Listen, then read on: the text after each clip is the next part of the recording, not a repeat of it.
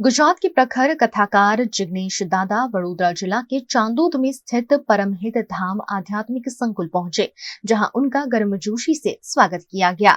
चांदोद के नवा मांडवा में शास्त्री नयन जोशी ने परमहित धाम आध्यात्मिक संकुल का निर्माण किया है, जहां प्रसिद्ध युवा कथाकार जिग्नेश दादा अपने मित्र शास्त्री नयन जोशी से मिलने पहुंचे।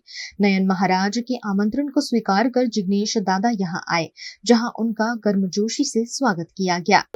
જેની પાસે ધન નથી અને કંજુસાઈ કરે એ મને નથી ગમતો, પણ જેની પાસે ધન છે અને કંજુસાઈ કરે તો કોઈ દિવસ નથી ગમતો મને. આવું એ હોડી બાબાના ગ્રંથોમાં લખતા.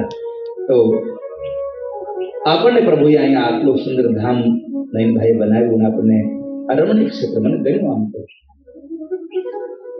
આ રમણીક ક્ષેત્રમાં આપણે આવીને આપણા જીવનું આત્યંતિક કલ્યાણ કરીએ.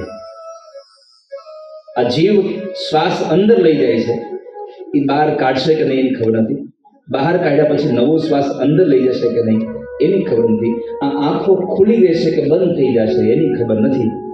એટલે જન્મ લાભ પરહ પુંસામ અંતે નારાયણ સ્મૃતિ.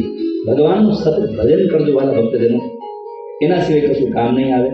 जिग्नेश दादा ने परमहित धाम आध्यात्मिक संकुल में एकलिंग जी महादेव जी के दर्शन कर गौशाला, यज्ञशाला, सत्संग भवन, पुस्तकालय समेत के प्रकल्प की मुलाकात लेकर प्रसन्नता व्यक्त की। इस मौके पर जिग्नेश दादा का सम्मान कर आशीर्वाद के साथ उनके आशीर्वचन का भी लाभ लिया गया।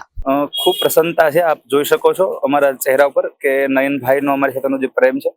આજે માં નર્મદાના પાવન તટ ઉપર આવીને પરમહિત ધામના દર્શન થયા અને અહીંયા આટલી બધી ગૌ સેવા, યજ્ઞશાળા, ભગવાન એકલિંગજી મહારાજનું શિવજીનું મંદિર વિરાજે છે. આટલી સુંદર વ્યવસ્થા છે.